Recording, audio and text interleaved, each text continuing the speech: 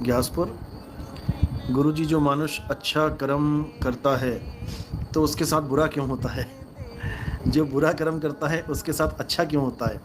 ये तुम्हें लग रहा है, ये तुम्हें लग रहा है कि जो बुरा काम करता है उसके साथ अच्छा हो रहा है और जो अच्छे काम करता है उसके साथ बुरा होता है। ये तुम्हें लग रहा है, ऐसा होता नहीं है। सब अपने अपने कर्मों का भुगतान कर रहे हैं। जो तुम्हें लगता है कि बुरे काम भी कर रहा है, करप्शन कर रहा है, लोगों को सता रहा है और बढ़िया गाड़ियों में घूम रहा है, मजे से अच्छे अच्छे बंगलों में रह रहा है, खूब पैसा है, सब कुछ बढ़िया है, तुम्हें लग रहा है केवल ये उसके पुराने कर्म हैं जिसका फल उसे मिल रहा है। लेकिन साथ ही साथ वो नए बीज भी डाल रहा है पाप के। अभी उसका फल नहीं मिल रहा, क्योंकि अगर आज आप आम का पेड़ बोओगे तो आज थोड़ी नहीं फल मिलेगा उसका। उसका फल मिलेगा 5 साल 6 साल बाद। तो इसी प्रकार जो अभी वो फल भुगत रहे हैं बढ़िया बढ़िया, वो उनके पिछले जन्मों के संस्कार हैं, पिछले जन्मों के कर्म हैं जो अभी भुगत रहे हैं। और अच्छे कर्म किए थे इसलिए अच्छा भुगत रहे हैं। बढ़िया बढ़िया गाड़ियां हैं, खाने पीने को सब मौज है, लोगों को परेशान कर रहे हैं, सरकार भी उनके आगे झुक रही है, पुलिस वाले भी उनके आगे झुक रहे हैं। ऐसे लोग हैं जो पावर भी रखते हैं, पैसा भी रखते हैं और सब उनको उनके आगे पीछे घूमते हैं। तुम्हें लगता है कि वो सुखी हैं, लेकिन साथ ही साथ वो अपने विनाश का भी इंतजाम कर रहे हैं। वो ऐसे बीज बो रहे हैं कि वही पुलिस जो उनके साथ थी वही उनको गोली मारेगी, इनकाउंटर करेगी। ऐसा भी होता है, सब कर्मों का खेल है। इसलिए इस चक्कर में तो पड़ना ही नहीं है कि कौन सही जीवन जी रहा है, कौन गलत जीवन जी रहा है, यानी कि फलों के हिसाब से। हमें कर्मों पे ध्यान देना है कि क्या कर्म कर रहा है वो। अगर कोई बड़े से बड़ा आदमी, बड़े से बड़ा नेता, बड़े से बड़ा कोई कोई औहदे पे हो, अगर वो गलत काम कर रहा है तो तुम समझ जाओ कि उसने वो बीज बोने शुरू कर दिए हैं जो उसके पतन का कारण बनेंगे। आज नहीं तो कल उससे बहुत दुर्गति होगी उसकी। फल तो मिलेगा मिलेगा, ये प्रकृति है भाई, ये किसी को नहीं बख्शती। जो करेगा सो भरेगा। यहां तो रामचंद्र जी नहीं बच पाए, बाली को छुपके मारा तो कृष्ण बन के बाली का ही तीर खाना पड़ा पैर में। तो सोचो कि एक आदमी की क्या हैसियत है। ये तो माया भरमा देती है उसको कि तू पावरफुल है, तू ऐसे है, तू वैसे है, तेरे सामने कोई नहीं टिक पाएगा, तेरा कुछ बिगाड़ नहीं पाएगा। ये माया भरमा देती है और बेचारा माया के चक्कर में फंस के अपनी बर्बादी का कारण स्वयं ही बन जाता है। तो इस चक्कर में नहीं रहना है। असल में पाप और पुण्य दोनों बेड़ी हैं। पाप पुण्य ये दोनों बेड़ी, एक लोहे एक कंचन केरी। पाप और पुण्य दोनों से बचना है। पहले तो ये समझ लो कि मुक्ति का मतलब होता है कि परमात्मा की दया। राम है दाता मुक्ति का, संत जपावे नाम। राम ही दाता है मुक्ति का। आपने राम के आगे सरेंडर करना है। आप कुछ नहीं कर सकते, करे करावे आपे आप, मानुष के नहीं कुछ भी हाथ। कोई ये सोच के भक्ति ना करे कि मैं कर लूंगा, मैं कर लूंगा, मैं पालूंगा। बड़े बड़े आए, बड़े बड़े चले गए, समझे? आपने पात्र बनना है, केवल सुपात्र। मर्यादा में रहो और जो गुरु ने बताया है वो करते रहो, बस। आगे मालिक करेगा अपने आप सब कुछ, वो करेगा जो करना है उसने। आप केवल जो बोला गया है बस वही करो, अपना फर्ज समझ के। वो कुछ भी कर सकता है, तुम्हें ना भी अनुभव हो तब भी अंत समय में अनुभव देके तुम्हें मुक्त कर सकता है। वो कुछ भी कर सकता है। गुरुदेव, अब सिर्फ अकेले रहने की इच्छा होती है। बिल्कुल यही सत्य है। जो गुरु तुम्हें अकेला कर दे वही सत्य है। अपने आप में ही रमण करो, रहे एकांत एक मन वसिया, आशा महा निरासु, अगम अगोचर दीख दिखावे नानक ताकर दासु।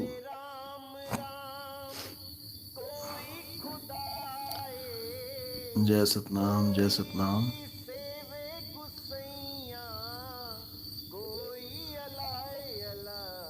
जाट साहब, महाराज जी तकरीबन ग्रंथों में मिलावट है। कबीर साहब के ग्रंथ कहाँ से ले कि बाणियों में मिलावट ना हो। अगर मिलावट है तो आप विवेक से देखो, पकड़ लोगे। मिलावट तो 2 मिनट में पकड़ी जाती है। और जो ग्रंथ है कबीर साहब के, बीजक है, बीजक ले सकते हैं आप। कबीर सागर है, कबीर सागर ले सकते हैं, मुंबई वालों ने छापी है, ऑनलाइन भी मिल जाती हैं। जब से नाम दीक्षा ली है मन और ज्यादा चालें चलने लगा है। बिल्कुल मन बहुत शातिर है, इस पे पूरी कंट्रोल रखना, पूरा नजर रखना इस पे। दीक्षा लेने के बाद मन की सब हरकतें पता लगने लग जाती है, कहाँ लेके जा रहा है, क्या कर रहा है, क्या सोच रहा है, इसका अंजाम क्या करेगा, कहाँ फंसाएगा, सब समझ में आने लग जाता है। पूरी नजर रखना इस पे, क्योंकि इसका काम है तुम्हें फंसाना, और ये फंसाता है सबको। मन के मते न चालिए, मन है पक्का दूत। बिल्कुल चक्कर में मत पड़ना इसके, एक एक बात पे नजर रखना। और अनुभव से सारे सत्संग करते हैं साहिब जी। जब से आपके सत्संग सुन रहा हूं तब से नींद भी नहीं आती, अगर नींद आती है तो सपने में भी आपके सत्संग सुनता हूँ। ये सब क्या हो रहा है महाराज जी, समझ में नहीं आ रहा है। ये जगा रहे हैं परमात्मा आपको, अब आपकी सूरत जाग रही है। अब धीरे धीरे धीरे ऐसा निर्मल कर देगी कि माया दोबारा आपको लपेटे में ले ही नहीं पाएगी। लेकिन ध्यान रखना, ये कोशिश पूरा करेगी, लेकिन अटकना नहीं है इसमें, और मर्यादा में रहना हमेशा। जो मैंने 3 चीजें बताई हैं उन पे ध्यान रखना।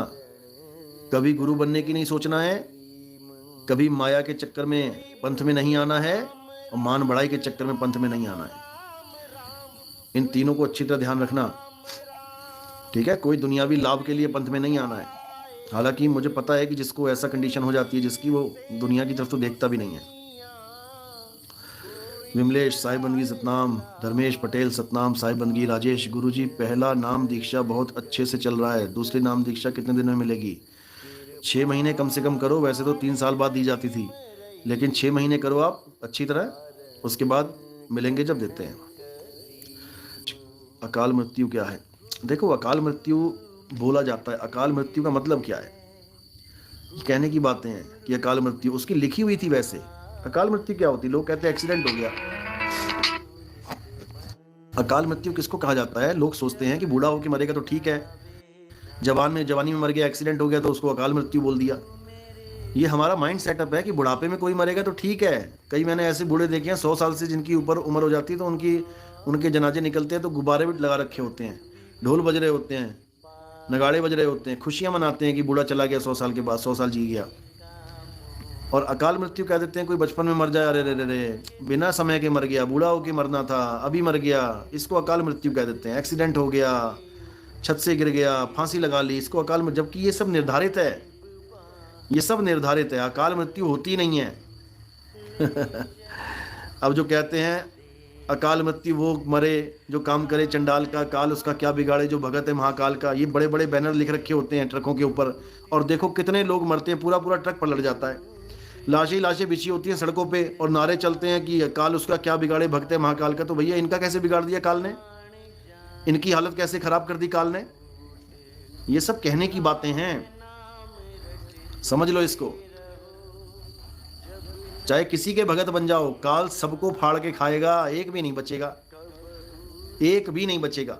देख लो, कांवड़ लेके जाते हैं जवान लड़के बेचारे। एक गांव तो ऐसा है हरियाणा में, 24 लोग मर गए, 24 लड़के जवान, एक ही गांव के। ट्रक पलट गया, ट्रक का एक्सीडेंट हो गया, 24 लड़के मर गए, 24 लाशें जली एक ही गांव में। किस मुंह से तुम बोल रहे हो कि काल उसका क्या बिगाड़े जो भक्त है महाकाल का, अकाल मृत्यु नहीं होगी उसकी? 24 लड़के जवान मर गए, हरियाणा में है ये गांव, नेट पे सर्च करोगे मिल जाएगा। तो ये सब बातें हैं भाई, काल सबका विनाश करेगा। वो काल है, ऐसी थोड़ी नहीं उसका नाम काल रखा है, और उसके मुंह में सारी सृष्टियां हैं। काल का दर्शन कराया था ना अर्जुन को, पूरी दुनिया उसके मुंह में जा रही है। अर्जुन देख के कांप रहा है, महाराज आप कौन हो? तब क्या बोला? हे अर्जुन, मैं ही सारी सृष्टि का नाश करने वाला काल हूं। दोबारा से देख लो, टाइप करो विश्व रूप दर्शन भागवत गीता, देखो क्या बोलते हैं। पूरी वीडियो सुनना अच्छी तरह, तुम्हें समझ में आ जाएगा। जी सुरत की साधना करते हैं सुरत से, तो सुरत फंसी संसार में, तासे पर गई दूर। परमात्मा तो अडोल है, लेकिन सुरत डोलती फिर रही है, इसलिए परमात्मा अडोल होकर भी तुमसे दूर है। जबकि तुम्हारे पास है वो। मुंह को कहां ढूंढे रे बंदे, मैं तो तेरे पास में। लेकिन तुम्हारे पास है, लेकिन तुम्हारी सूरत भटक रही है इधर उधर। अब जब तुम अपनी सूरत को एकाग्र करते हो, कहां पर? अपने शब्द स्वरूप में, खुद में एकाग्र करते हो, तब तुम समझ पाते हो कि वो कैसे है, अडोल कैसे है। जब सूरत शब्द के साथ जुड़ती है, तब तुम समझ पाते हो कि ओहो अच्छा ये है सिस्टम, ये है शब्द गुरु, ये सब अनुभव का विषय है, जब करोगे समझ में आ जाएगा। जब मालिक की दया होगी, जब वो आपको चुनेगा तो सब समझ में आ जाएगा। वो चुनता है, याद रखना। तुम केवल नाम के लिए कर रहे हो, जबकि वो खुद आपसे भक्ति करवाता है। अपने प्रभु, अपने सेवक की आप पे राखे, आप पे नाम जपावे, वो तुमसे खुद ही करवाएगा सब कुछ। तुम्हारे पास है वो, मुंह को कहां ढूंढे रे बंदे, मैं तो तेरे पास में। लेकिन तुम्हारे पास है, लेकिन तुम्हारी सूरत भटक रही है इधर उधर। अब जब तुम अपनी सूरत को एकाग्र करते हो, कहां पर? अपने शब्द स्वरूप में, खुद में एकाग्र करते हो, तब तुम समझ पाते हो कि वो कैसे है, अडोल कैसे है। जब सूरत शब्द के साथ जुड़ती है, तब तुम समझ पाते हो कि ओहो अच्छा, ये है सिस्टम, ये है शब्द गुरु। ये सब अनुभव का विषय है, जब करोगे समझ में आ जाएगा। जब मालिक की दया होगी, जब वो आपको चुनेगा तो सब समझ में आ जाएगा। वो चुनता है, याद रखना। तुम केवल नाम के लिए कर रहे हो, जबकि वो खुद आपसे भक्ति करवाता है। अपने प्रभु, अपने सेवक की आप पे राखे, आप पे नाम जपावे, वो तुमसे खुद ही करवाएगा सब कुछ। ज्ञानचंद गुरु जी, ध्यान में कितनी देर बैठना है? अगर सत्संग सुनते सुनते आपकी सूरत अपने आप काम कर रही है, फिर तो अच्छी बात है। फिर तो चलते फिरते उठते बैठते बस सूरत को रखो वहां पर, और बीच में हुआ कभी बैठ जाओ। अगर सूरत आपकी नहीं लग रही है, आपको कुछ अनुभव ही नहीं हो रहा है, नाम दीक्षा लिए काफी समय हो गया, दूसरी दीक्षा लिए, तब आपको बैठना जरूरी है। इसका मतलब है कि आपकी सूरत एकाग्र नहीं हो पा रही, अब आपको बैठना जरूरी है। कम से कम 40 मिनट बैठने के बाद आपकी ABCD शुरू होगी। 40 मिनट तो माहौल बनाने में लग जाएगा। जैसे कोई एक्सरसाइज कर रहा है तो वो वार्म, जैसे कोई गेम खेलता है एथलीट, रनिंग करना है, कुछ भी करना है, तो उससे पहले 40 मिनट वो वार्म अप करता है। आधा घंटा ही नहीं हो रहा है, नाम दीक्षा लिए काफी समय हो गया, दूसरी दीक्षा लिए, तब आपको बैठना जरूरी है। इसका मतलब है कि आपकी सूरत एकाग्र नहीं हो पा रही, अब आपको बैठना जरूरी है। कम से कम 40 मिनट बैठने के बाद आपकी ABCD शुरू होगी। 40 मिनट तो माहौल बनाने में लग जाएगा। जैसे कोई एक्सरसाइज कर रहा है तो वो वार्म, जैसे कोई गेम खेलता है एथलीट, रनिंग करना है, कुछ भी करना है, तो उससे पहले 40 मिनट वो वार्म अप करता है। आधा घंटा 40 मिनट तक वो अपने शरीर को गर्म करता है, उसके बाद जाके वो बेस्ट परफॉर्मेंस देता है। तो इसी प्रकार हमारी सूरत को एकाग्र होने में कम से कम 40 मिनट लग जाते हैं। मन 40 मिनट तक घुमाता है तुम्हें। ये मन का खेल होता है 40 मिनट का। इसीलिए हनुमान चालीसा, शिव चालीसा, दुर्गा चालीसा, चालीसा का बहुत महत्व है। चालीसा का मतलब ये नहीं 40 लाइन पढ़ लो। 40 का मतलब है 40 मिनट तक मन दौड़ाएगा तुम्हें, और तुमने एकाग्र होकर बैठना है। बार बार इस मन को वापस लेके आना है, क्योंकि मन के साथ ही सूरत भी पहुंच जाती है वहीं पे। तो बार बार इसको यहां लेके आना है, तो अपने आप सूरत भी आएगी, और धीरे धीरे धीरे धीरे सूरत मन से अलग होने लग जाएगी, क्योंकि मन स्थिर हो जाएगा। जब मन स्थिर हो गया तो सूरत अपने आप मन से अलग होके अपने रास्ते चल पड़ेगी। और जब सूरत वहां पहुंचेगी वह देश जब तुम पहुंचोगे, वह देश जब तुम शुद्ध रहे ना देह, और 5 तत्व गुण 3 नहीं, ऐसा शब्द भी दे। तो ये सब होगा, अभी रुक जाओ, धीरे धीरे धीरे करो इसको। कम से कम 1 घंटा तो बैठो, जिसमें 40 मिनट तो मन को एकाग्र करने में लग जाएंगे, सूरत को संभालने में लग जाएंगे। उसके बाद 20 मिनट की जो साधना होगी बहुत है। 20 मिनट अगर तुम सूरत को एकाग्र करके रखोगे, एक जगह टिका के रखोगे, तो बहुत है। रोज एक 20-20 मिनट भी टिकाना शुरू कर दिया, फिर उसके बाद बैठने की भी जरूरत नहीं पड़ेगी, ऐसी अवस्था बन जाएगी। फिर अपने आप काम चलता रहेगा। देखो, प्रसाद केवल किसका ग्रहण करना चाहिए? गुरुओं का करना चाहिए। किसी संत महात्मा के आश्रम में गए हो तो गुरु प्रसाद ग्रहण कर सकते हो, गुरुद्वारे में गए हो तो प्रसाद ग्रहण कर सकते हो, ठीक है। जो चीज बैन है, जो चीज मना है, उनका प्रसाद नहीं लेना चाहिए। साहिब बनवी सतनाम साहिब जी जब ध्यान करने के लिए बैठते हैं तो बहुत आलस आता है। इसका कोई उपाय बताएं। हाथ मुंह धो के बढ़िया से बैठो, आलस क्यों आता है? टीवी देखने बैठोगे तब तो आलस नहीं आएगा। फिर तो पूरी 3 घंटे की फिल्म देख लोगे, पता भी नहीं लगेगा, ना पीठ में दर्द होगा, ना कमर में दर्द होगा, ना मच्छर काटेगा सब बढ़िया एकदम। अभी 10 मिनट बैठो, वजन में पता लग जाता है कहाँ कहाँ दर्द होता है शरीर में, सब पता लग जाएगा। क्या क्या चीज़ दुख रही है, कहाँ खुजली हो रही है, सब पता लग जाएगा। अंकुर दास फरुखाबाद, साहिब जी आपकी दया, किस ज्ञान को आधार बनाया जाता है? पहले ये तो पता लगे। पवित्र ज्ञान से युग नहीं पलटता, पवित्र ज्ञान से झगड़े मच जाते हैं। जब तक भक्ति चल रही है ठीक है पवित्र ज्ञान की, लेकिन जब पवित्र ज्ञान सड़क पे आ जाता है तो झगड़ों का कारण। अगर कोई घर में पूजा पाठ कर रहा है ठीक है, अपना भगवान भगवान राम राम कर रहा है ठीक है, लेकिन जब वही राम राम गलियों में आ जाता है तो भाई झगड़े होते हैं। कोई अल्लाह अल्लाह कर रहा है, कोई नमाज पढ़ रहा है, अपने घर में पढ़ रहा है ठीक है, मस्जिद में पढ़ रहा है ठीक है, लेकिन जब वो सड़कों पे आ जाता है काम, तो झगड़े हो जाते हैं, देख लो हो रहे हैं। तो पवित्र ज्ञान किसी को एक नहीं कर सकता। कौन सा ज्ञान कर सकता है? केवल मूल ज्ञान। केवल मूल ज्ञान ही सारे विश्व को एक कर सकता है। सिख, ईसाई, हिंदू, मुसलमान, चाहे कोई भी हो, अगर उसने मूल ज्ञान को ध्यान से समझ लिया, आत्म ज्ञान को ध्यान से समझ लिया, तो वो सब एक झंडे के नीचे आ जाएंगे। आज हमारे सत्संग सुन के क्यों मुसलमान भाई क्यों कह रहे हैं कि भाई सारी दुनिया को देखने का नजरिया बदल गया? आपके सत्संग सुन के असलियत पता लग गई। आपके सत्संग सुन के सोचने पे मजबूर हो गए कि हम कर क्या रहे हैं। हम 52 अक्षरों के चक्कर में फंसे हैं। लोगों को अब समझ आया है कि 52 अक्षर होते क्या हैं। नहीं तो सब के सब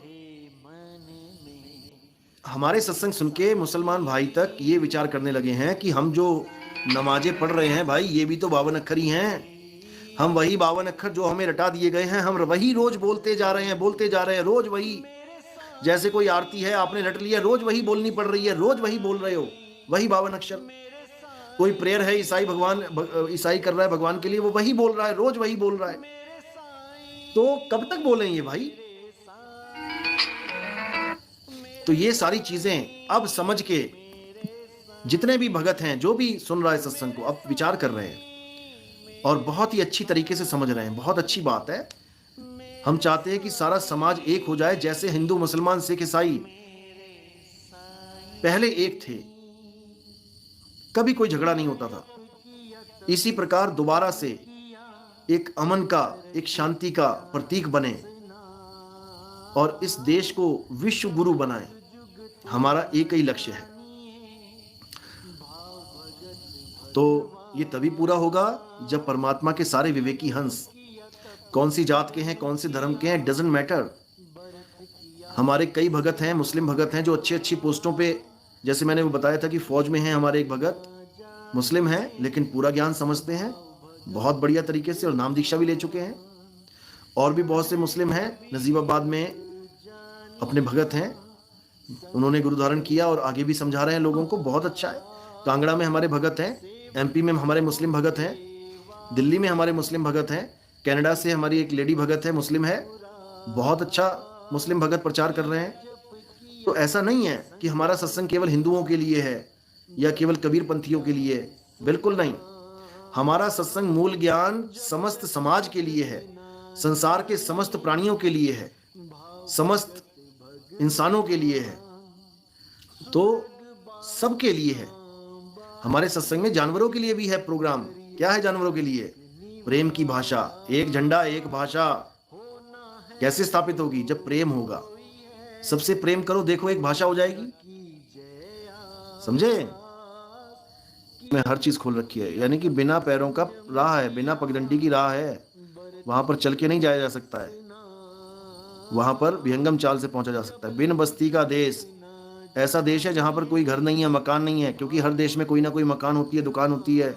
वो बिना मकान दुकान का देश है। जैसे कई संत क्या कहते हैं कि सतलोक में मकान है, बिल्डिंगें हैं, जैसी यहाँ पर है वैसी वहां पर है, खाली पड़ी हैं, चलो चलो चलो तुम्हें लेके चलता हूँ। ये सब बकवास है। बिना बस्ती का देश, बिना पिंड का पुरुष है। अब पिंड का मतलब होता है शरीर। कई लोग कहते हैं परमात्मा वहां बैठा है, सह शरीर बैठा है, वहां पर जाके तुम चंवर करोगे, वो कुर्सी पे बैठा है, सिंहासन पे बैठा है। बकवास है ये सब। उन मूर्खों को पता ही नहीं है कि परमात्मा होता क्या है। तो यहाँ लिखा है कि बिना पिंड का पुरुष है, बिना पिंड का पुरुष है, बिना शरीर का पुरुष है। कौन है? सतपुरुष। सतपुरुष क्या है? आत्मदेव ही सतपुरुष है। क्योंकि यहाँ पर दो ही पुरुष हैं, एक सतपुरुष, एक असत पुरुष। असत पुरुष क्या है? 5 तत्व से बना हुआ पुरुष असत पुरुष है। और सतपुरुष क्या है? आत्मदेव ही सतपुरुष है, बिना पिंड का पुरुष है। कहें कबीर संदेश, कबीर साहब का यही संदेश है। इसको समझ लो अच्छी तरह। जी क्या कहते हैं सार शब्द के बारे में? देखो, मैंने सत्संग सुना था एक उनका, वो कहते थे क्या होता है सार शब्द, क्या है सार शब्द? अरे कबीर साहब ने जितनी वाणी बोली है वो सब सारी तो है, असार कहां बोली? ये हाल है उनका। ये मैंने उनका सत्संग सुना था और मुझे हंसी भी आई कि अब क्या बोलूं मैं इनको, और हम बोल भी नहीं सकते। ठीक है, जो बोल रहे हैं ठीक है। सार शब्द के नाम पे 0 हैं और 5 नाम देते हैं, आदि नाम, अजर नाम, अमर नाम, पताल सप्त सिंधु नाम, यही नाम, हंस का काम, खोलो कुंजी खोलो कपाट, हंस चढ़ा मूल के घाट। ये सब तोते की तरह रटा देते हैं और कहते हैं कि बस यही सार शब्द है। यही कहने का, सार शब्द को तो मानते ही नहीं है, कहते हैं यही गुरु मंत्र है।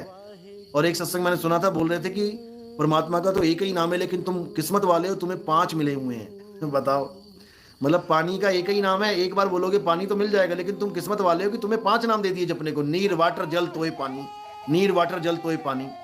तो तुम ज्ञानी बन गए हो कि तुम मूर्ख बना दिए गए हो, ये अब आपने देखना है। गुरु तो सब बैठे हुए हैं, गुरु तो कुछ ना कुछ देंगे ही, क्योंकि अगर नहीं देंगे तो गुरु कैसे कहलाएंगे। तो देने के लिए केवल 2 ही चीजें हैं, या तो ज्ञान देंगे या अज्ञान देंगे। ज्ञान वो देगा जिसके पास भेद होगा सार शब्द का, और अज्ञान वो देगा जिसके पास सार शब्द का भेद नहीं होगा। तो ज्ञानी गुरु क्या करेगा, सार शब्द के अलावा जो भी आपने कुछ लिया होगा उसको छुड़वा देगा।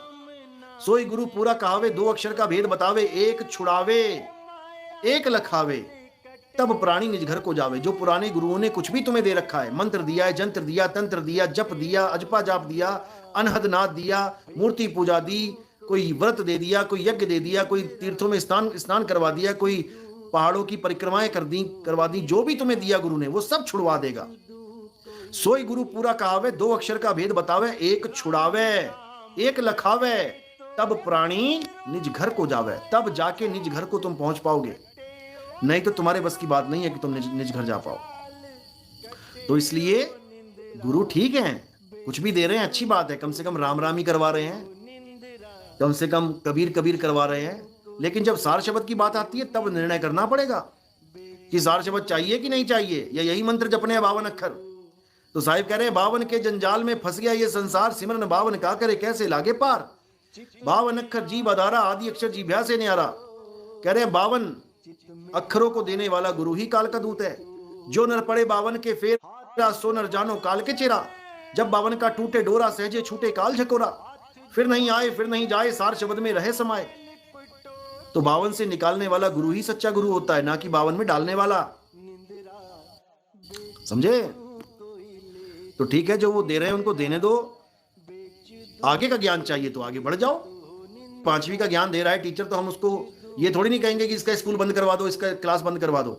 अरे वो 5वीं तक पढ़ा रहा है भैया, तुमने पढ़ना है तो ठीक है बैठो, अगर तुमने आगे बढ़ना है तो 6ठी में चले जाओ। वो कोई मना थोड़ी नहीं कर रहे किसी को कि आगे नहीं जाना है। किसी गुरु के पास इतना टाइम नहीं है कि वो अपने चेलों को मना करता फिरे कि आगे नहीं जाना है। जिसने जहां जाना है वो चला ही जाता है, कोई नहीं रोक रहा किसी को भी। गुरु जी, ब्रह्म और शिव में अंतर है या एक ही है? ये एक ही है। शिव और शंकर में अंतर है। जब आप भजन सुनते हो, शिव शंकर को जिसने पूजा। अब अगर शिव ही शंकर हैं तो दोनों के नाम एक साथ क्यों आए? फिर केवल यही बोलना चाहिए शंकर जी को जिसने पूजा, यानी शिव जी को जिसने पूजा। शिव और शंकर अगर आ गए, जैसे मीठा पानी, तो मीठा अलग है, पानी अलग है। कड़वा जल, कड़वा अलग है, जल अलग है। नमकीन पानी, नमक अलग है, पानी अलग है। कोई ये नहीं कहेगा मुझे जल वाटर दे दो। जल वाटर को जिसने पिया उसका गला गीला हुआ, अरे भैया जल कह दो या वाटर कह लो। अगर जल और वाटर दोनों कह रहे हो, इसका मतलब इसमें कुछ भेद है। तो शिव और शंकर में क्या भेद है? आप शिव महापुराण पढ़ोगे आपको पता लग जाएगा। शिव कौन है? शिव निराकार हैं और शंकर साकार हैं। शिव के साथ किसको जोड़ा जाता है? शक्ति को, शिव शक्ति। और शंकर जी के साथ किसको जोड़ा जाता है? पार्वती। शिव शंकर पार्वती। समझो, शिव के साथ शक्ति है, निराकार है दोनों। माया भी निराकार है, निराकार निर्गुण है माया, तुमको नाच नचावे हो। चरम दृष्टि का कुल्फा देके 84 भरमावे हो।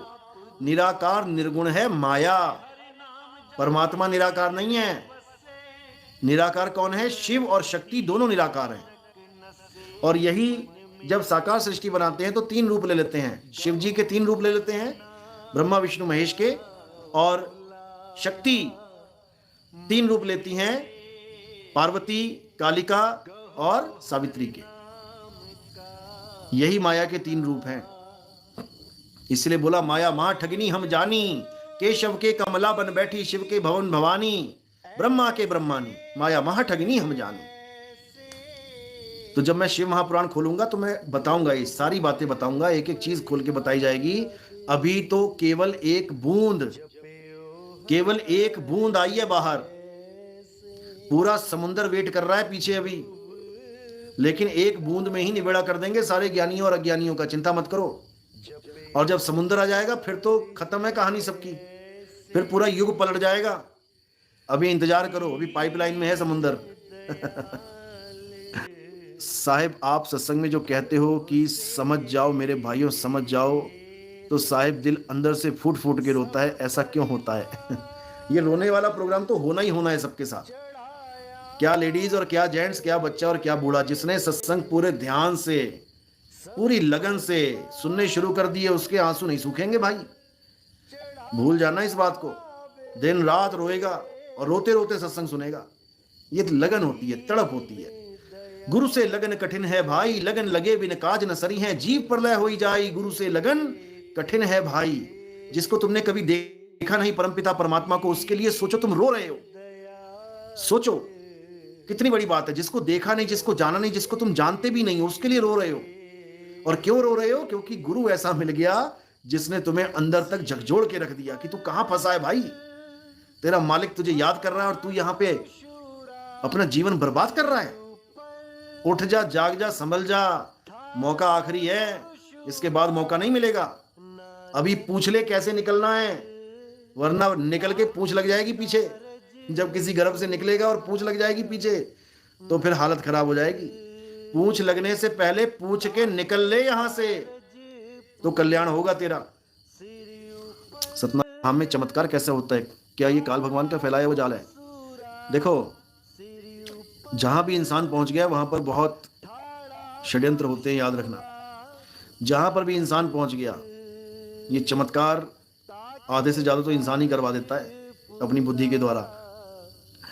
तो इंसान बहुत शातिर है, ये कुछ भी कर सकता है अपना धंधा बनाने के चक्कर में। याद रखना इस बात को। इन चमत्कारों में कुछ नहीं रखा है।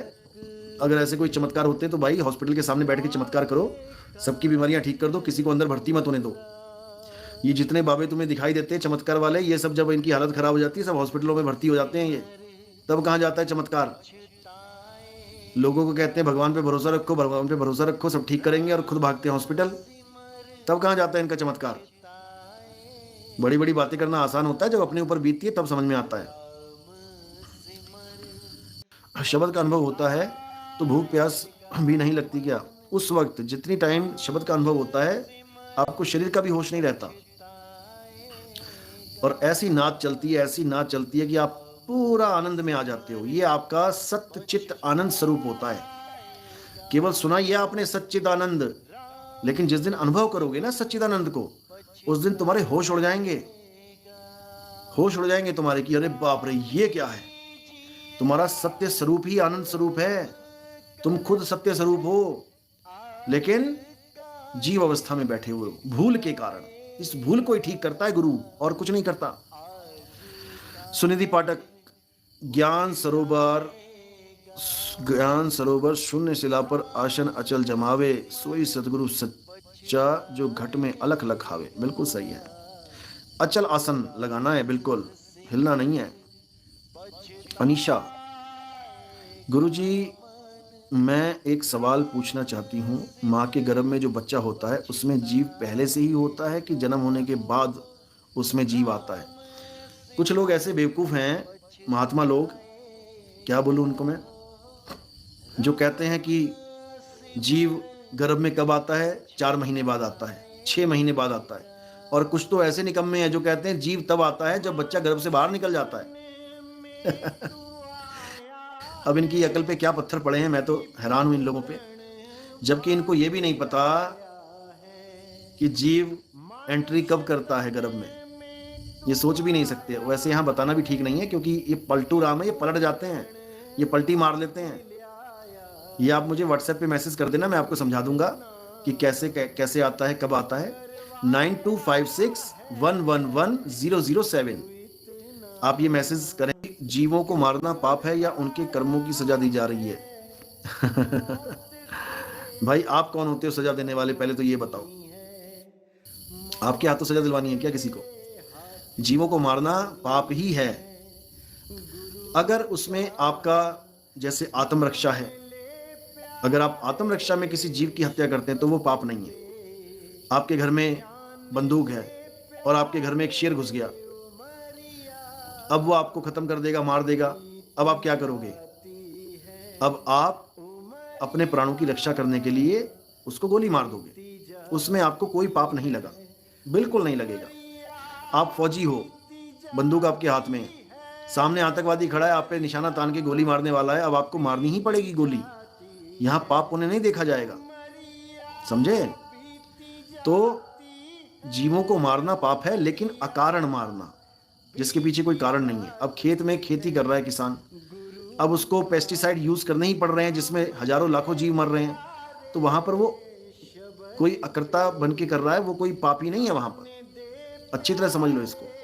वो देश को अन्न खिलाने के लिए उसको बचा रहा है। अगर सारे कीड़े खा जाएंगे तो तुम क्या खाओगे? भूखे मरोगे। लेकिन ये पेस्टिसाइड्स भी एक बहुत बड़ा षड्यंत्र है हमारे देश में। पहले पेस्टिसाइड्स नहीं थे, हमारे पूर्वजों ने क्या खेती नहीं करी है? दिखा दो कहीं जहर घोल घोल के बाल्टियों में पेड़ों पे डाला जाता हो, पौधों पे डाला जाता हो, स्प्रे की जाती हो। हमारे देश में जितनी खेती हो रही है आज तक हुई है पहले, क्या हम पेस्टिसाइड यूज करते थे? क्या हम यूरिया यूज करते थे? बिना यूरिया के, बिना पेस्टिसाइड के हमारे अच्छी खेती होती थी। अब तुम कोई भी फसल बोलो, कीड़ा लगेगा लगेगा। और जो पेस्टिसाइड्स हैं वो कंपनियों का ही षड्यंत्र हैं कि ये बीज बोओगे तो ये कीड़ा लगेगा और ये पेस्टिसाइड छिड़कोगे तो मरेगा। ये बहुत बड़ा षड्यंत्र है, आपको नहीं पता।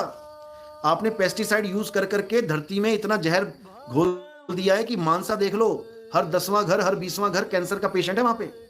बठिंडा से बीकानेर के लिए गाड़ी जाती है कैंसर एक्सप्रेस, उसका नाम ही कैंसर एक्सप्रेस रख दिया है। ये तुम्हारे पेस्टिसाइड्स की वजह से। अगर इससे बचना है तो बहुत अच्छे उपाय हैं। देसी गाय के गोबर और देसी गाय के मूत्र से ऐसी ऐसी चीजें बन जाती हैं कि आपको ना तो यूरिया डालने की जरूरत है और ना ही आपको पेस्टिसाइड्स की जरूरत पड़ेगी। ऐसा मिश्रण बना के छिड़काया जाएगा कि कीड़ा लगेगा ही नहीं। तुम्हारे साथ वाले खेत में कीड़ा खा जाएगा, लेकिन तुम्हारे खेत में नहीं घुसेगा कीड़ा। अगर इसके बारे में ज्यादा जानकारी लेनी है तो जीरो बजट खेती आप टाइप करें गूगल में। किसान भाइयों के लिए बोल रहा हूं मैं, जो एक दिल में बोझ लेके जीते हैं कि हमने इतने कीड़े मर गए हमारी वजह से, इतनों का नाश हो गया। तो ठीक है, अगर आप सुधारना चाहते हैं इस चीज को भी, तो आप जीरो बजट खेती आप टाइप करें और पूरी जानकारी ले लें। ना तो कभी आपको छिड़काव करना पड़ेगा यूरिया का, ना ही आपको पेस्टिसाइड्स का छिड़काव करना पड़ेगा, और ऐसी फसल होगी कि आप देखोगे। समझे? हमारे भी कई भगत हैं जो जीरो बजट खेती करते हैं। जिसको भी उनका नंबर चाहिए हो वो मुझे मैसेज कर देना, मैं उनका नंबर दे दूंगा और आप उनसे पूरी जानकारी लेके इसको बदल डालो। ये जहर है। तुम अन्न उगा रहे हो, अन्नदाता हो, ठीक है, लेकिन तुम अन्न के साथ बीमारी भी दे रहे हो, कैंसर दे रहे हो तुम। सोचो कि तुम्हारे कर्म से, तुम्हारे काम से कैंसर हो रहा है किसी को। बदल डालो इसको भाई, बदल डालो। समझे? और जो मिलावट का कोई कारोबार करता है गलती से भी ना करे। मिलावट किसके लिए कर रहे हो? लोगों को बीमार करने के लिए। जब तुम्हारे ऊपर बीमारी आएगी, तुम लेटे पड़े होगे हॉस्पिटल में, दवाई भी तुम्हें ना लगे तो कितनी हालत खराब होती है। थोड़े से ज्यादा पैसे कमाने के चक्कर में किसी को बीमारियां मत दो। दूध का इतना सत्यानाश हुआ पड़ा है हमारे देश में, सारा दूध आप यकीन नहीं करोगे, सारा यूरिया से बनाया जा रहा है। जितना भी त्योहारों में बनता है, सैंपल देखो कितने फेल होते हैं। तो ये बहुत मिलावट हो चुकी है। अब इसको थोड़ा शांत करना है, धर्म के रास्ते पे चलना भी है और बदलाव भी लाना है। हम ही लोग ला सकते हैं बदलाव। चलो।